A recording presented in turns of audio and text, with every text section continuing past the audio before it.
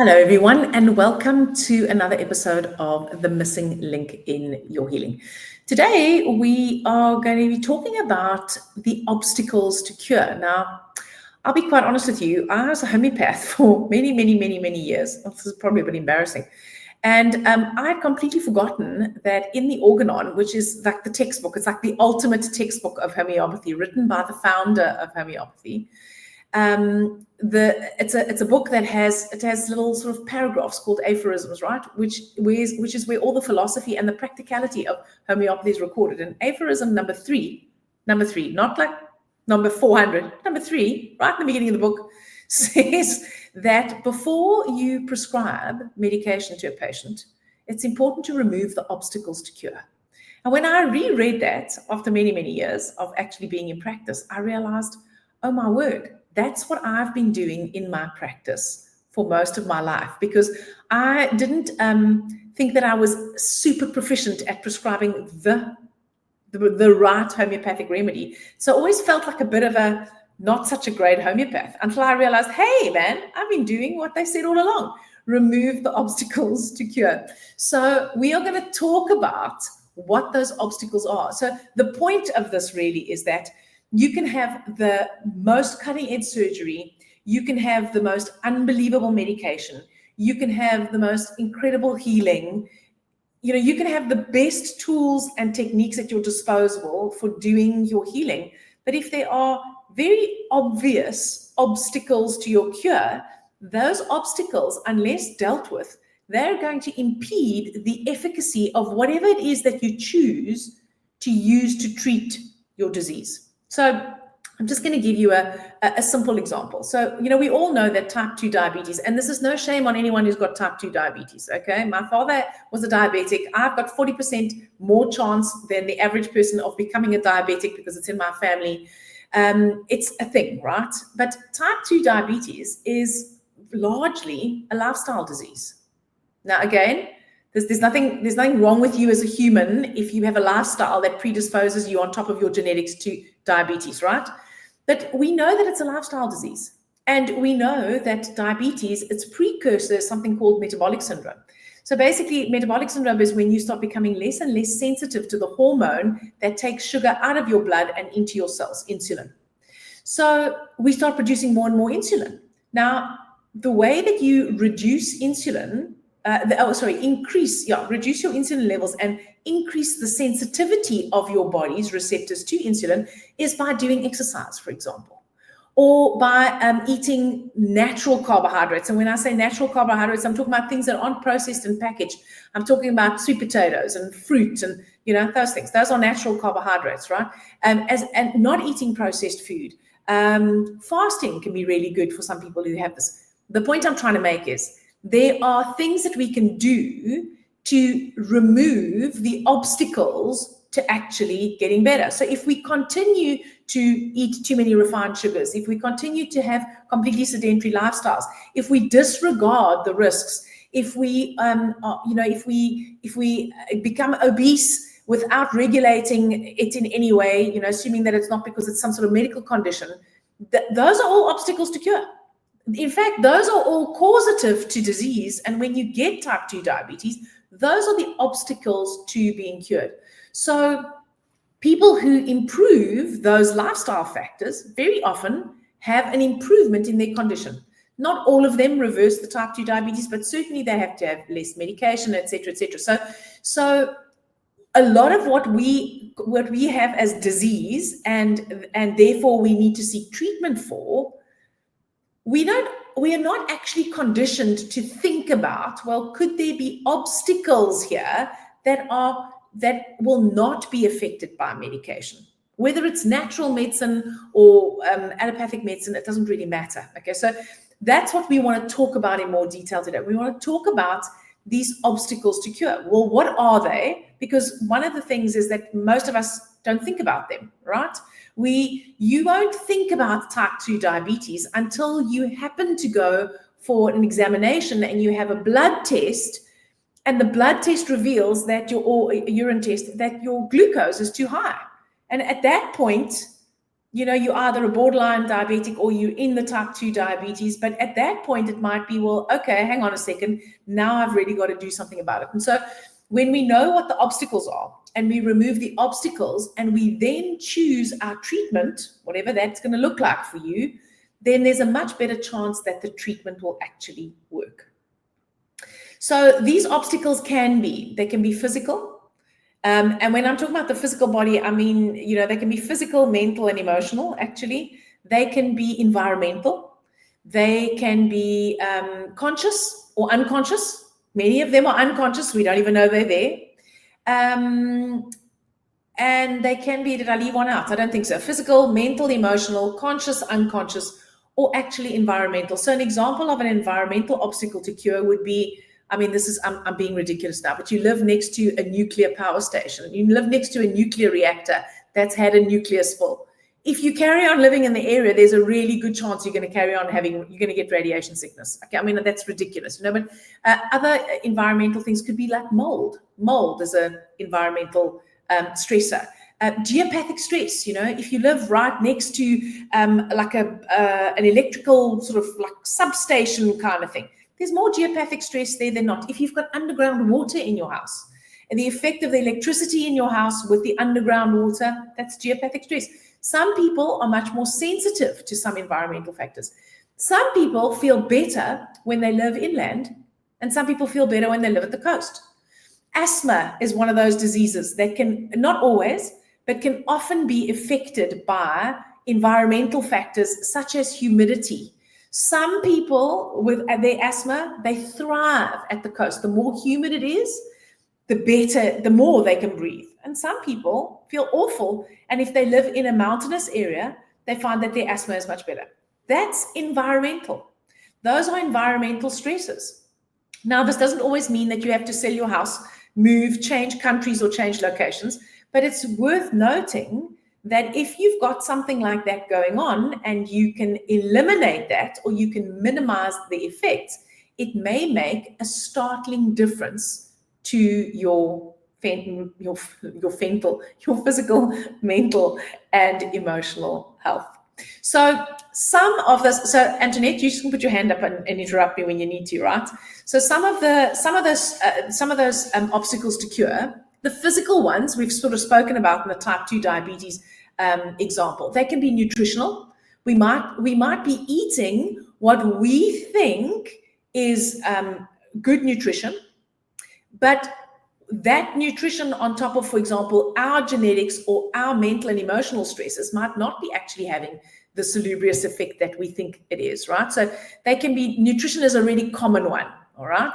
Movement, exercise is another common one. So in other words, if we're not doing that, if we're not eating foods that support our physical health, if we're not moving in ways that support our physical health. So if you, for example, and this goes both ways, this is not just like, if you're lying on the bed, on the couch eating chips all day, this is a problem. You could be super health focused. So, there's a condition called orthorexia. Orthorexia is an eating disorder that's associated with people that only eat organic, clean, whatever kind of food, right? Because it's a fundamental way of thinking. It becomes fundamental and it's actually not necessarily that healthy, all right? Let's say that you decided cabbage. Cabbage is a cruciferous vegetable. It's really healthy. It's very good for you. But honestly, if you ate only cabbage and you ate only cabbage for months and months and months, it would become a problem, all right? So this is not only people who are doing bad nutrition, right? You can be doing good nutrition in a way that doesn't serve you. Exercise is another one. So, when we talk about movement, we go, those couch potatoes that never exercise. Well, yes, the couch potatoes that never exercise, no shame if you're a couch potato, but also the over exercises that are running away from who knows what they're running away from. I used to do, I won't say what it is because maybe someone will know who this person is, but I used to do a form of exercise with just a small group of people. And one of the women, she was quite a bit older than me, but she was very, very active. So she was like a competitive cyclist and a competitive runner and a competitive rower and lived on anti-inflammatories because she had chronic pain. But she exercised like a crazy person. I'm like, okay, well, that's an obstacle to cure. All right. So this is not about, it's just not only if you don't do enough of this, it's if you do too much of it, it also becomes problematic, right? Hydration, drinking too much, not drinking enough water, sleep, which I think is probably one of the biggest obstacles to cure. If we're not sleeping well because of the dysregulation that happens to our immune system, because we're not detoxifying effectively, because we're not regenerating, it's a big obstacle to cure.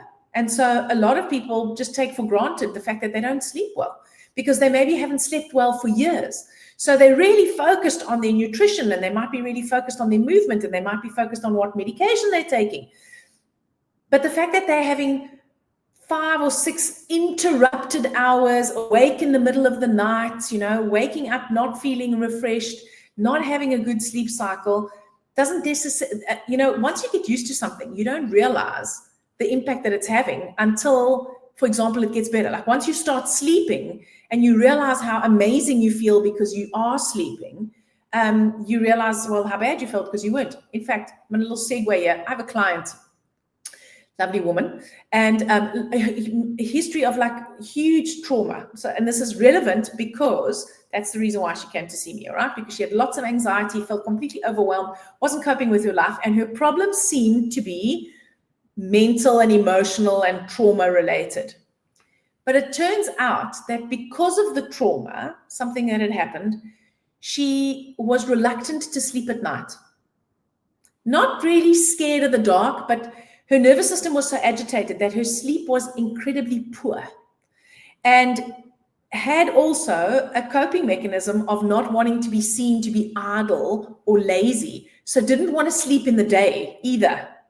So actually had like sometimes weeks where she was only getting 2 or 3 hours of poor sleep a night. I'm like, well, no wonder she's not coping with her life, right? I mean, like, I don't have a poor night's sleep for 2 nights in a row, and I'm not coping with my life. And quite frankly, I have an amazing life. So what actually ended up happening was we tried 1,000 different things, sleep techniques, energy techniques, melatonin, herbal medicine, nothing worked. And eventually she went to see her doctor. We did a lot of things, right? Took a lot of time. So we're working on the trauma. She's getting better, definitely. But you know what? She's not getting as better as what she could. Eventually, a new sleep medication that had been trialed came on the market, and her doctor prescribed this for her. It wasn't a conventional sleeping tablet because she couldn't really take those. It wasn't a tranquilizer like a benzodiazepine because she couldn't really take those either because she has complicated medical history. The minute she started taking this medication that actually did start working for her, she started sleeping 5 or 6 hours a night. Now, for me, 5 or 6 hours is still too little. And yes, all the work that we did leading up made a difference. But I cannot tell you what a difference it made to that woman's life when she started sleeping. Now, did she start sleeping naturally with only herbals and chants and meditation? No, she's taken a high-potency allopathic medication to sleep. You know what? She's so much better because she's sleeping and she's coping so much better with her life that it's 100% worth her taking that particular drug from where I'm standing. And I'm the alternative bunny. Okay, so there isn't good or bad medication. There's just medication that's more effective or less effective. So that is how important sleep is. It makes an enormous difference. Another physical factor is environmental stresses, which we've spoken about, and things like geography, which we also spoke about, whether you live inland or at the coast. So those are, a lot of us are actually I think we're quite au fait with those. We understand those, and we can relate to those. Then we have the mental obstacles to cures, like stress. Now, when someone says stress, I'm like, well, Jingo, stress is so big. Like, where do we start, right? But when you are living a highly pressured kind of lifestyle, you're burning the candle at both ends, you may be working more than one job, or you have an incredibly demanding job, and you don't have any kind of outlet, that is going to be an obstacle. When I say outlet, I mean you don't have anything that you don't, for example, speak to anyone about it. You're toughing it out, you're soldiering on, you're on your own, you're a single mom with 2 children, and you making sure that everyone's sort of keeping alive, and then that's a stress, right? So that can be an obstacle to cure. We may have to change something in that lifestyle in order for us to be able to get better. Hidden stresses. We did I think Antoinette did an episode on hidden stresses, but we've been talking about those hidden stresses for weeks, right? Episode number 3.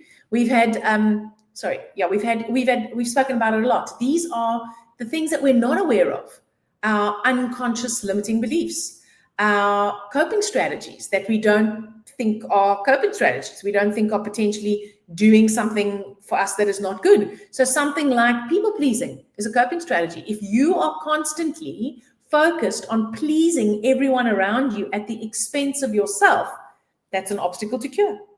Not being able to say no, being a workaholic, getting validation and praise for not only needing 4 hours sleep a night.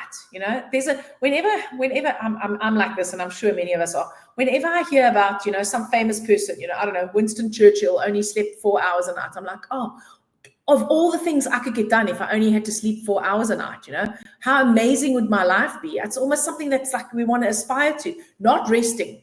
We all want to aspire to being so busy and being able to get such a lot of things done. Those things are coping strategies. As someone who is a doer, has doing as my coping strategy, getting a lot of stuff done as my coping strategy, I can tell you this, it's incredibly injurious to your health, right? It robs you of your peace of mind. It robs you of your peace. It creates huge anxiety, and it creates major issues in your body. So those hidden stresses are big ones. Coping strategies, I've just spoken about, and then addictions. So, again, when we think of addictions, we think of substance use disorders like, recreational drugs, or I don't know, cocaine or alcohol or porn or sex or shopping or whatever. But, work can be an addiction. Productivity can be an addiction. Exercise can be an addiction. Eating, being healthy and doing all the right things for your health. I'm not saying it's always an addiction, but it can be. Anything that you are doing compulsively and that actually gives you a sense of almost soothing whatever is going on with you, or that you're using to avoid something that's creating huge pain for you, that's an addiction. The lady that I told you about, who was the exerciser who took the anti-inflammatories, she'd had a major trauma in her life. I only discovered this later. Never didn't want to go there. It was a big trauma. Didn't want to go there. And I literally had the sense when I first got to know her, what is she running from? It's like this woman is always running. She's either pedaling like hell on a bicycle or running a marathon or rowing some 5-day rowing thing. I'm like, well, she goes, when does she ever stop? She doesn't stop. And that's her body screaming at her to actually do something, to recognize what needs to be addressed. And then we have relationship obstacles. Now, relationships, they're such a big deal, right? Because loneliness is one of the biggest causes of chronic disease. And so you can be in a room full of people and be lonely. This is not wanting to be alone. I love being alone. But you know what? There are times when I have had enough of being alone. There are times when I'm with other people and I feel lonely. We are social creatures, humans. We grow, we're tribal creatures, and we need other people. We need connections to other people. We don't need to be surrounded by hundreds of people all the time, but we need connections. So loneliness, not being able to connect, conflict in relationships that are not serving you. I come back to the people pleasing. If you're a people pleaser and you're in a relationship that you perceive as being quite conflicting, you're going to be the one who's constantly, or feel like you're the one who's constantly trying to change, trying to be more, trying to, keep it all together. That is a massive obstacle to cure, because healing cannot take place. I'm going to say it cannot take place under those circumstances. Family dynamic stress. I mean, we've just come through the festive season, right? It's the best time of year to show you exactly what's going on in the dynamics of your family, all right? So, stressful family dynamics. Aging parents, that's a stressful family dynamic. It might not be that you're not getting on, you might be getting on with your parents, but the fact that your parents are aging, or that they need more care, or that they're unwell, that is a massive stress. Now, you might say, well, I can't get rid of that stress. Now, I know you can't get rid of that particular stress, right? But you can recognize it as being a stressor. And once you've recognized that it's a stressor, that's when you can start putting things in place that can help to regulate, so that you actually can mitigate that stress. The point I think I'm trying to make is, when we're not aware of how intensely that is actually impacting our physical health, we very often don't think of addressing that as being potentially an issue. So when we're aware that all of these things can be obstacles to cure, some of them we can't just remove. Some of them take a long time in order for us to make a difference with them, right? But just because it can't be dealt with quickly doesn't mean that it shouldn't be considered at all. So I'm going to go back to the example of my client who wasn't sleeping. I knew the sleep was a massive issue for her. I knew that. I was trying everything that I knew to help her with the sleep. I was also helping her cope with her trauma. I was also helping her support her physical body. All of those things were in place, but we only got to the sleep medicine that actually did work for her probably, 6 months down the line. But when she did start sleeping, all the other stuff that she'd been doing, it's like it was like a wave. It just accumulated. So suddenly a whole lot of things in her life shifted. So there aren't any rules around this. There's no wrong or right way of doing this. There's just being aware of it, recognizing it, and then being able to ask yourself, well, what can I start to potentially start improving it here, there, or there? And you don't have to do this yourself. You can have someone to guide you to do this, obviously, right? But it's very difficult to do anything about something that you have no awareness of. So if you are sick, what you maybe want to do is just start thinking, okay, well, are there any obstacles to cure? Are there any of these physical obstacles to cure, nutritionally, movement-wise, hydration-wise, sleep-wise, environmentally, geographically? And you might find, let's say you make a list and you go, oh my goodness, I've got about 20 obstacles to cure. That can be you won't have 20. That can be very overwhelming. But you know what? Knowledge is power, because once you know what it is, you can start taking action. So for example, I'm sorry, I'm jumping around a lot, but back to the type 2 diabetes example. If you go and have your blood glucose tested and your glucose is like showing that you are a borderline diabetic, and that if nothing in your lifestyle changes, you are probably going to become a diabetic. That's terrifying. It's not a good day when you get that test result, but it is information. And it does actually give you that wake up so that you can choose whether you want to address those lifestyle factors or not. And if you don't know how to address them on your own, you can get a professional to help you to address them. So, Antoinette, go. I just want to reiterate really and confirm what you're saying, and just bring back full circle to something you started with, is that most of us do not know what we don't know, including me. 7 years ago when I got cancer, I thought I was awakened. I'd been on a spiritual self-help, healthy eating path, exercising, meditating for a long, long time, as I always say. And the reason I talk about that a lot is because I didn't know what I didn't know. I really didn't. But because I got so sick, the illness, and that's where a horrible illness can be a catalyst for very positive change. I was like, well, why am I sick, and how can I help myself heal? So I knew that I could play a role in my own healing. I just didn't know what. And when I started accessing really information, intuition, it's a combination of things, I knew that my journey to healing was looking at these hidden stresses, uncovering them, and working with the unconscious and the suppressed emotions. But the thing is, I think that many people, and it's nobody's fault, we've been conditioned, socialized to kind of almost have this lack of knowledge, and knowledge that we even have the power within us. I knew, probably because of this path I'd been on, that I did have some power. Yes, I went for allopathic chemo. I took some natural supplements. I did a lot of things. I went to a coach But I also knew I had to become my own healer. And that's why Loretta and I are sharing episode after episode, really knowledge, information, examples, because you may not know what you don't know. And the one thing you really may not know is how much power you have within yourself. But in order to access the recipe for your healing, because it's always multifaceted, okay?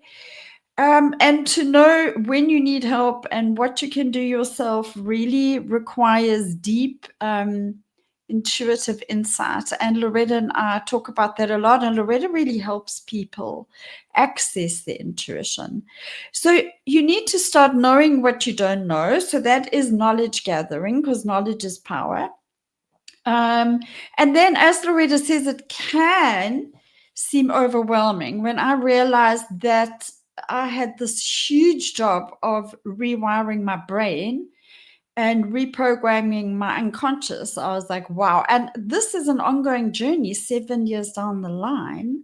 So it's not a quick fix. A lot of these hidden things, please go back to episode 3. There are gold nuggets in there, which I extracted from Gabor Mate's book, actually, about the hidden stresses, because they're things we don't think make us sick often. And Loretta's mentioned a lot of them. But I've been on a 7-year journey now, and I still struggle with some of the stuff. But you said in the last episode, Loretta, our bodies know, the body knows everything.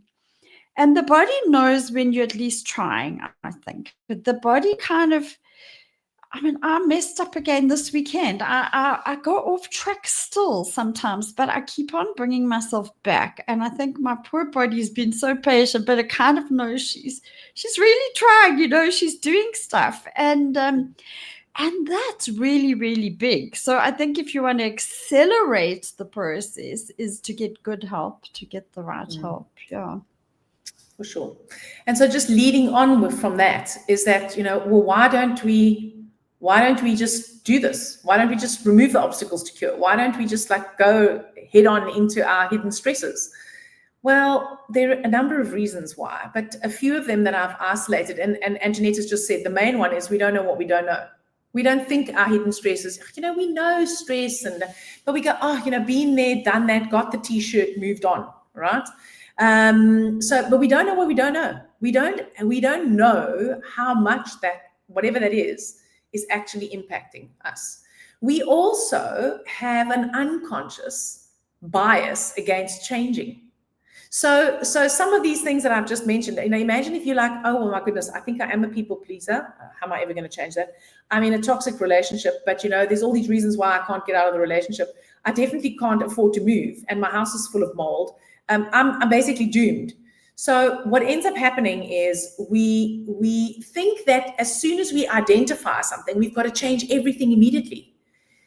As soon as you get the message and you start acting on the message that your body's giving you, things start changing. I've got a whole lot of examples that I'm gonna give you, like short ones, right? So that you can see how different people in different places in their lives came at this completely differently and still got the results that they were looking for. So we don't want to change. Unconsciously, we don't want to change because we're scared of what the implications are. We don't even want to look at what might be the problem, because what if you discover it's your spouse? And then your mind immediately says, well, it's your spouse. So now, unless you get divorced, you're not going to get better. No, you may be able to find ways of relating to your spouse, empowering yourself. And you may find that the dynamics of that relationship shift completely. And no one has to leave anyone, but you don't know that until you embark on it, right? So we don't want to change unconsciously. We don't want to change. Or consciously. We're stubborn. We go, I've always done it this way. No one's going to tell me what to. That does happen. I've seen that, okay? We want an immediate solution. This sounds like it's all going to take too long. And we're so distressed about what's wrong with us that we don't have time for this. I don't have time for this stuff, okay? That's a very common one. We also, the reason why we want that is because we want to relieve the discomfort that we have and the fear that we have around what's going on with us. So, we spoke about that in the fear episode as well, is that there's a lot of fear that comes with disease. And so in order to avoid the fear, we just want to jump into how we're going to fix this ASAP Not all this like long hidden stressor. That's going to take too long. I don't have time for that. When you've listened to the example that I gave with the lady, and I said to you, after 6 months, she started sleeping. You're like, I don't have 6 months to sort out my problems. Well, you know how I look at it. I also want everything sorted out yesterday. Don't get me wrong. I can be very impatient. But this is how I've learned to look at it. I ask myself, if it takes me a year, even if it takes me 2 years, to, let's say, change a habit or whatever it is that I want to do, right? How many more years do I have left on average? I'm 54 now. My life expectancy is about 85. So I've got about 30 more years. So if it takes me 2 years of working at this, and at the end of those 2 years, I get this sorted, whatever this is, I'm going to have 28 years that I'm going to reap the benefit of this. The younger you are, the better these numbers stack up. Let me just tell you, okay? And you might go, oh, well, I mean, I've heard this as well. I've had patients who say they're in a horrible relationship. They're like in their late 60s or they're 70, that sort of retirement age. And they go, well, it's too late to do anything about it now. And I go, well, you know what? You know, how old was your granny when she died? No, 95. How old was your mother when she died? No, 89. Okay, well, on average, you've got another 20 years of this life situation. Is that what you want to, like, or you want to sign up for that? Okay, so there's no, I mean, I'm sounding very callous about this. I'm not. It's just that, you know, your ego and your rational mind is always going to find the reasons why this is not a good idea for you to do this. For some people, it's just they don't want to do this because it's not part of what's standard. What standard is, you go to the doctor, they check your glucose, they say, oh, you know, your glucose is a little bit high, it's not quite diabetic yet, but you really should start exercising more. You go, yeah, whatever. A year later, you go for your physical again, and, you know, now your glucose is a little bit better. Your doctor is under time pressure and says, you know, you really should start taking care of your health a bit more. Maybe you should go and see a dietitian. And you go, yeah. And then 2 years down the line, it's like, oh, well, we need to put you on this medication. And then you go on the medication, and then your blood glucose comes down, and you go, okay, well, that's sorted. My diabetes is sorted. I just take this medicine and I'm okay. Well, we know that it doesn't work that way either. All right. Another reason why we don't do this is because we're frightened that if we start digging, we're going to find so much that we need to do that we're going to be completely overwhelmed, right? It's a valid fear, 100%. And the other reason is that another reason why we don't do this is because we don't want to take responsibility for having been not responsible or at fault, but having contributed to this creation. So again, I'm just going to use the type 2 diabetes. Honestly, if you've been sedentary and eaten refined food your whole life and there's diabetes in your family and you've got diabetes now, well, you know, if you'd had a different lifestyle, you might not have diabetes. It's so difficult to say this without sounding judgy. I'm really not being judgmental. What I'm actually trying to impart is that we cannot have any freedom to choose our own way if we're not prepared to take responsibility. And responsibility is not the same as beating yourself up and hating yourself and blaming yourself for where you are. It's just going, well, you know what? If I was at least partly responsible for causing this, I can be responsible for curing this. It works both ways. We're not only powerful beings when we're healing, we're powerful beings all the time, all right? And we are creating our reality all the time. And this is a difficult one. This is a difficult one to not make it sound like it's blame. It's difficult to not make it sound like, you know, you should be ashamed of yourself because it's all your fault. No, it's not your fault, especially because half of this stuff is unconscious. But once you realize that there's all this unconscious stuff and you start uncovering it and you then refuse to do anything, that's your choice. It's not your fault. It's your choice. You have the freedom to choose. You have the freedom to choose and say, sod that, I'm not eating that diet and I'm not doing this, okay? So there are a number of reasons why we don't want to look at the obstacles to cure, and almost all of them are involved with fear. Fear of changing, fear of what you'd have to give up, fear of the fact that you might not be able to do it and you might fail. Here's the thing. The only way you can fail is not attempting it. Because that's guaranteed. If you make no difference, if you change nothing, it's guaranteed that things will stay the same and or worsen. If you take some sort of action, there's no guarantee that you're going to heal. There's no guarantee that you're going to heal. But you know what? There's a chance. If you take no action, there's no chance. So, you know what? If you never save a cent, oh, sorry, Antoinette, you're still muted. But if you save money every month, and you find after 2 or 3 months that your budget is so constrained, the worst thing that can happen is you have some money in a savings account that you can actually draw on. But if you lament your financial position, but you never save anything, well, you're never going to have any savings. It's the same, whether we're talking about money, whether we're talking about health. Or Antoinette, unmute and go.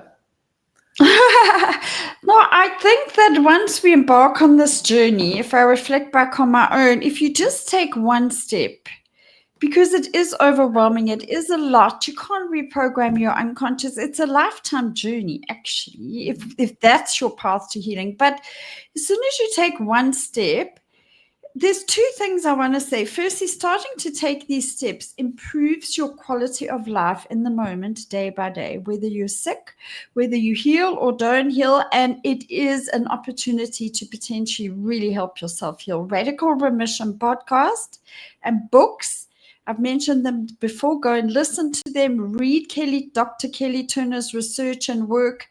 This is the very place where a lot of people's spontaneous healing lies. But while you're on the journey, or even if you don't heal, it improves your quality of life. I can tell you right now, I have a better life than I've ever had. It hasn't always been easy because the ego resists change, whether it's changing your diet or exercising more, or we've talked about that resistance. But as long as we're taking some small progressive step forward, a number of things happen. Yes, your body knows, so your body starts feeling better, and then your intuition starts firing, even if you don't know it, and then things come towards you, and you go, there's another missing link. That's why we called this the missing link, although we're thinking of changing that. It's like, there's another missing link, and another. And there can never be any self-blame or self-judgment, because that's a big obstacle to healing. But self-compassionate self-awareness. I could not blame myself for having suppressed emotions and being a codependent, passive-aggressive people pleaser, because I didn't know I was that. And when I did know, when you do uncover those things, it's actually to create a little celebration to say, well, now I know, because we can't heal what we don't know. 100%. So, and the thing is, I know, because I can be quite self-sabotaging and quite stubborn. My ego is so stubborn about giving up its control and sabotaging me. But I now know that I can make conscious, if you're going to say you got type 2 diabetes and you refuse to give up sugar and beer and pasta, that's your choice. As Loretta said, you have a willpower, but exercise that willpower, then accept the consequences. That's what I say to myself. 100%. If you're going to carry on drinking and you've got cysts on your liver, then you must take the consequences. And it's also like unraveling a ball of wool, Loretta. We've said this before. It's not an arrow that you shoot straight. So the main thing is intention, and that you're showing up to do it. And John, if you can get good help, I think it really helps. And just because it creates a roadmap and it creates accountability, actually. And as soon as you're paying for something, I can tell you now, it's human nature. You show up to move through the resistance more. So maybe we're getting a bit off the topic here, but I think it's a very fine line. As you said, it's a tightrope walk between, please, we can't judge ourselves. We didn't mess up. It's just that once we know what we know, once we know what we didn't know, we have a choice. And in that choice resides responsibility. So 100%. You choose. And I mean, the other interesting thing, sorry, Loretta, and then I'll shut up. I've noticed, you see, I'm so self-aware for such a long time. It doesn't mean my ego doesn't sabotage me, but I'm actually very self-aware with health. So I know if I have acid reflux for more than a few days in a row, I need to address something in my life, or a bladder infection. I need to look at what I'm eating. Am I hydrated enough? maybe I did have mold, I wasn't sleeping, but I'm fascinated to look at people around me, and it's not their faults. Once again, it's just conditioning. Is they go, yeah, I get acid reflux all the time, but I just take a tablet every day, and then they carry on eating whatever they're eating. And I mean, I know one person who's taking 6 different tablets, and she's a highly awakened person, one for the anxiety and one for her blood pressure and one for the cholesterol. And then there's one for acid reflux. And some people I know are living on antihistamines. And I'm not judging it. I'm just like, a symptom, and we're going to do a whole episode on this. A symptom is telling you something. So acid reflux, if you keep on just popping a tablet, and I think that's is relevant here. At some point, that acid reflux is potentially going to turn into an ulcer or stomach cancer. I mean, not always, but so that was a bit of a waffle. So I don't know if I went off track, but No, it's quite a broad 100% topic. not. Yeah. I want to just add about having help, and honestly, it's not a sales pitch, right? But this is what people don't take into account very often. And I can't remember. Oh, I learned this from Dr. John DeMartini. He said, in any interaction between two people, the one who has the most certainty is the one who has the power. Now, he didn't mean power over. He just said is the one who has the power. And what I realized in my homeopathic practice is that when a patient comes to see me, or even now when I'm working with coaching clients, when a patient or a client comes to see me and they are overwhelmed and they can't see the wood for the trees and they don't believe that they can heal and they don't know how to do it, because I have seen hundreds of people do it, I'm certain that they can heal. So my certainty, I hold the place for them. I hold that certainty for them until they start seeing the effects of taking action, and then they become certain. And when I say anybody, my accountant holds the certainty that I will one day understand what the deal is with my finances and my taxes. That he's certain that if I just take his advice and I incrementally do the investing as he advises me to invest, I'm probably going to reap the benefits of the investment, even though I am not sure that I know what I'm doing. I take it away from disease, because disease can be so personal. So if you can see that it works the same in all other areas of your life. So when you are working with a healer or a coach or a doctor or a homeopath or whoever, part of what you're paying for is the other person's certainty. They're like a placeholder. I'm the placeholder that is certain that you can be your own healer until you can be certain that you can be your own healer. Sort of read it for me, the role that a coach, which wasn't you because I didn't know you then, but what the role that people have played that helped me in the beginning with my cancer was to bring awareness to me of what I didn't know. 100%. On multiple levels. For me, it was the psychological and emotional stuff, the hidden stuff, but it could be anything, actually. That's if we use a good person, they will reflect to us also what we don't know. And by the way, we've said this before, but if you read Gabor Mate's book, When the Body Says No, or The Myth of Normal, geez, we're not just talking about diabetes here. I mean, they are medically, there's research in medical journals now, mostly through psychoneuroimmunology studies, showing that melanoma, the cancer melanoma, for example, is very, very, Gabor Mate says just about every person he sees with it has been a chronic, I don't know if it's a people pleaser, but unable to say no. So he's the guy at work.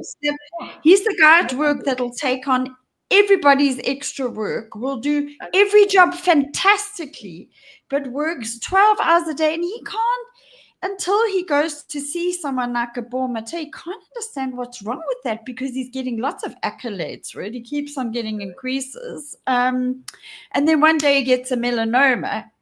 And Gabor Mate says in those books, so I'm just validating what Loretta's telling you, is that every single client that comes through his door has, some kind of people-pleasing or poor relationship, or so it's just very much part of our healing process now. And Yeah, so it's quite exciting, this stuff, actually, because it's I another think so. whole aspect to you being able to heal yourself. So you can go to the doctor, go to the coach, take the vitamins, changing your diet, your responsibility, but doing this inner work, it's not easy and it's not always for sissies, but you are going to have a better life for it, 100%. and really maybe help yourself heal. So I want to, the time is clipping on. So I just want to give you a few examples, because you might look at this and go, okay, well, to me, so I have quite a logical, systematic, I was like, okay, well, you start with all the physical things first. If you don't, and I've heard this from doctors, I've heard this from alternative medicine practitioners, where they say, if you don't do the basics, like if you're not eating the right food and you're not drinking enough water and you're not sleeping, you actually cannot heal. So I want to tell you that that's not entirely true, because I've seen this with different people. So I have a client, for example, who had a traumatic brain injury and also happened to have had bariatric surgery post the traumatic brain injury, right? And because of the bariatric surgery, is limited to how much she can eat, right? And has what I think is not a great diet. So, eats lots of wheat, eats lots of dairy, eats lots of sugar, drinks Coca-Cola because the glucose drops very low, and has to get her blood sugar up really quickly, eats a fair amount of chocolate, and became my client because of some very, very deep-seated hidden trauma that was manifesting physically as repeated re-injury of the part of her head where she had the traumatic brain injury. So we've cleaned up nothing in her diet, nothing. Her diet's exactly the same as when she first came to see me. And I saw her post the bariatric surgery and post the weight loss, right? So, but we have been working on the trauma, and we have been working on the coping strategies. And what's happened is we have a measurable outcome in terms of blood markers of improvement, even though not eating the healthy food. And actually, when things are not well, not sleeping well either. So don't think that you have to do all the physical things before you can do the inner work. No, this lady started off with the inner work, all right, and is improving measurably. Decreased number of seizures, decreased inflammatory markers, improved sleep, better emotional regulation. It's all happening, okay? I have another client, actually. She was interviewed by Antoinette on this podcast. She came to see me because she had overwhelming anxiety. It was a mental emotional thing, right?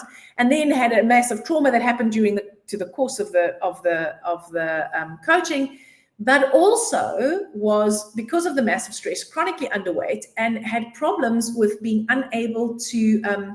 When she was under a lot of stress, she would vomit really easily, so couldn't keep food down, and she'd also have diarrhea. And she was part of a group program of mine once we'd finished doing the one-to-one coaching. So this was after now we'd sorted out the trauma. And there was a therapeutic fast as part of the program. And she joined the fast. She was underweight. She joined the fast so that she could reset her metabolism and actually improve her digestive health. And after that, she started gaining weight. And only in extreme stress now does her digestive system go haywire. So she started off with she had that physical problem all the time, but her emotional and mental anguish was so much bigger than physical. And we were dealing with such big things that going, you know what, you really have to stop eating X, Y, and Z was, well, it was a low priority. So again, her body was still signaling to her where she wasn't caring for herself. And in fact, what we discovered was she punished herself by not eating. That was a form of punishment. When she felt shame about something, the stress that she experienced was so severe, she couldn't keep anything down. It was an unconscious punishment. So that's just another example, right? So that you don't have to necessarily start at the physical. I have another client who actually did start at the physical, who got a diagnosis of a chronic disease, Addison's disease, actually, and got a wake up, went to a nutritionist, changed her diet, lost 20 kilograms, started doing aqua aerobics, started moving her body, things that she had never done before. By the time she started working with me, she had all of those physical obstacles she'd taken care of, but she knew there was more that needed doing. And once she started working with me, we started uncovering her unconscious the unconscious drivers that were affecting her. And once that happened, she started being able to reduce her cortisol. Her adrenal glands, they told her adrenal gland was never going to produce cortisol again. And her GP managed to halve her cortisol, because her adrenals woke up, started making cortisol. So what I'm trying to illustrate here for you is not that I'm the most amazing coach in the universe. It's not really what I'm saying. I'm trying to illustrate the power of the individual to heal themselves, and that everyone's healing journey is different. And that we don't all have to start on so it doesn't matter if you're not eating all the right food and you're not doing the exercise and you're not sleeping it matters in as much as it's affecting your health, 100%. But sometimes there are bigger fish to fry than that. What I'm actually trying to say, it doesn't matter where you come in here. It doesn't matter which one of these obstacles you start working on. If you do it with diligence and persistence, you become your own healer. So a number of these clients, 3 out of 4 of them, because one is still like we're in the middle of things, right? But they no longer are my clients. They see me once or twice, maybe twice a year, and it's usually a message like, can we fit in a session? Because they've gotten to a place in their life where they can't see the wood for the trees. It takes 1 session, 2 sessions maybe, 2 little tweaks to something, and then they're off because they are empowering themselves. And so the other thing that I want to impart on you, and I think we'll do a whole episode on this, I'm sure, is that everyone's journey is unique. You start wherever you start, right? But the thing is to start, and that when you are able to actually silence those clamoring voices on the outside, including the clamoring voice of your rational mind and your ego, telling you all the reasons why you can't do this and how it works for other people, but it'll never work for you, because that's also very common. When you can start silencing those voices and just dialing the noise there down a little bit, that's when you start being able to access the voice of your intuition.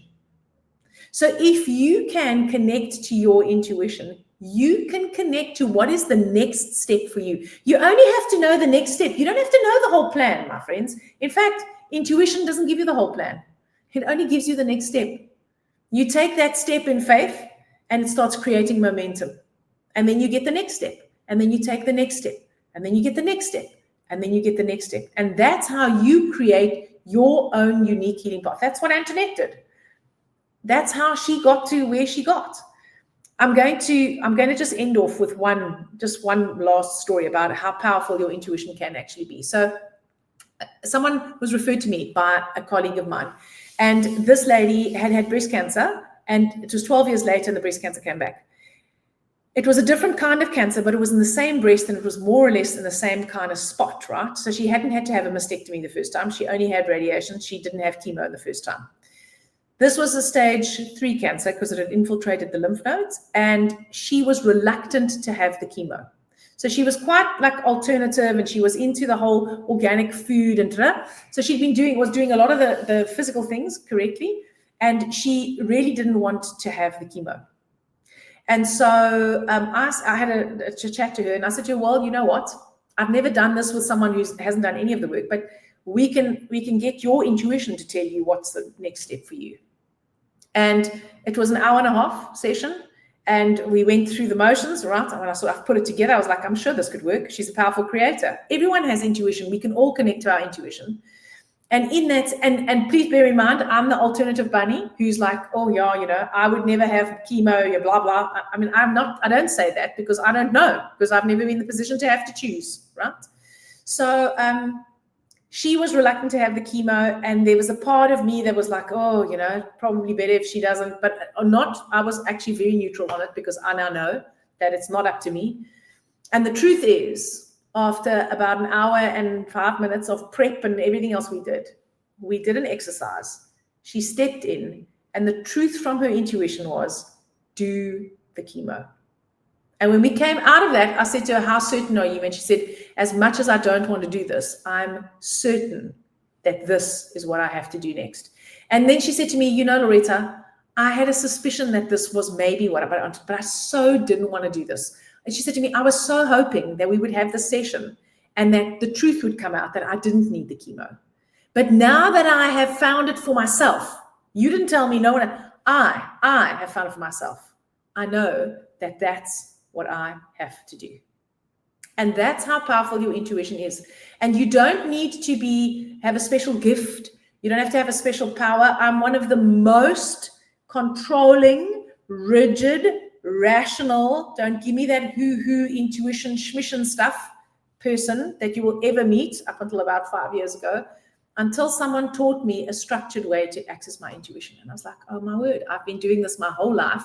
I've just been doing it randomly and by accident. And now I have a way that enables me to do it predictably. But I want to tell you this, no matter how good you get at it, it's only going to tell you the next step.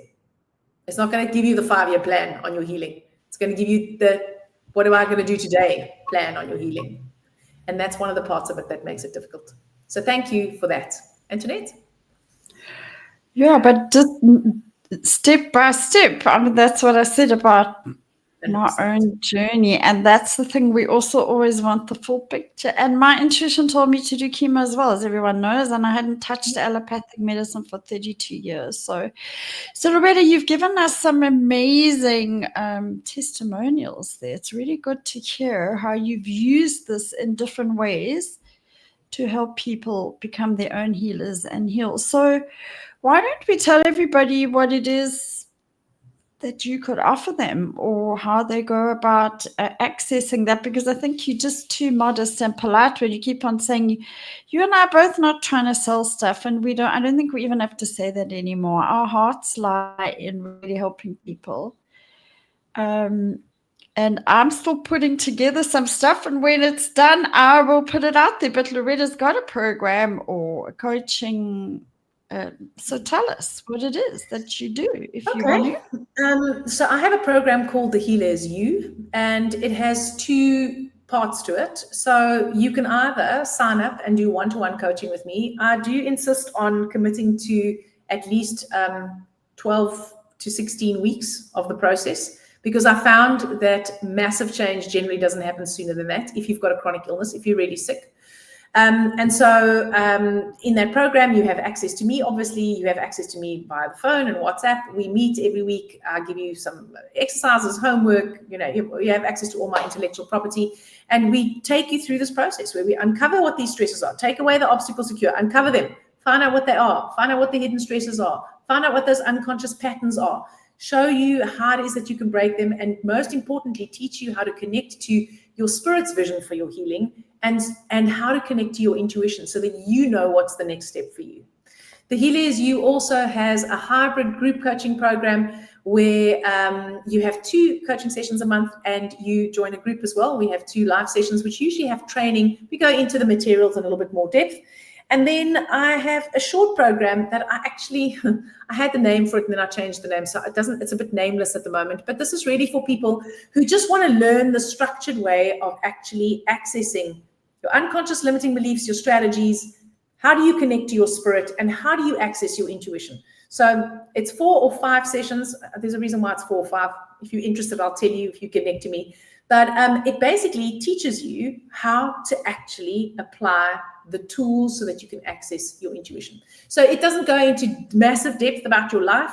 It isn't specifically designed only for people who are sick, but that's the sort of like dip your toe in the water kind of version. And the most only dip your toe in the version of what I do is I do single sessions for people called holistic health analyses. So if you just want some insights into what's going on with you, in terms of, if you want my opinion of energetically what's going on with you, why you have what you have, and some simple steps that you can action so that you can actually start taking the first steps to get you to where you want to go, you can book one of those with me. So if you email me, my email address is in the show notes. I will be able to send you all of that information. Yeah, thank you, Loretta. And we did do a Fear Masterclass for those who didn't do it or didn't know about it. It was recorded, and you can buy it for 450 Rand. And people who have gone through it have found it really, really beneficial. It is focused on illness, but the principles apply to going through fear processes. It's got the information, the insight, and some really good exercises in there. So yeah, just drop us a line, me or Loretta, if you'd like to get your hands on that. And I'd like to suggest, if you haven't, go back and listen to not only episode 3, but episode 4 on unconscious beliefs and how they affect your health, episode 7 on limiting beliefs and how they make us sick, and episode 11 on fear. We did an episode as well as a masterclass. And episode 8 and 9, we looked at feelings and how they affect our health and how to work with them. So yeah, maybe we need to look at doing something on intuition quite soon then, Loretta. Maybe going into in depth more into that, because it's a biggie, that. Right. So are we done? We've hit an hour, right? We try to 45 minutes or less, but we are over an hour now. So I think we are going to sign off on this one. Thank you so much for listening or watching. And if you found this episode useful, please could you share the link with a friend or a family member that you think might benefit from it. If you have any questions for us, you're welcome to email either Antoinette or myself, and we'll get back to you and try and answer those questions as best we can. And we'll see you. And if there's any topics, if there's any topics you'd like us to cover, also let us know. Yeah, sorry, I interrupted you. And we'll see you in the next episode. Yeah. Okay, goodbye. Thanks, Loretta. That was amazing. Yeah, thank you. Bye.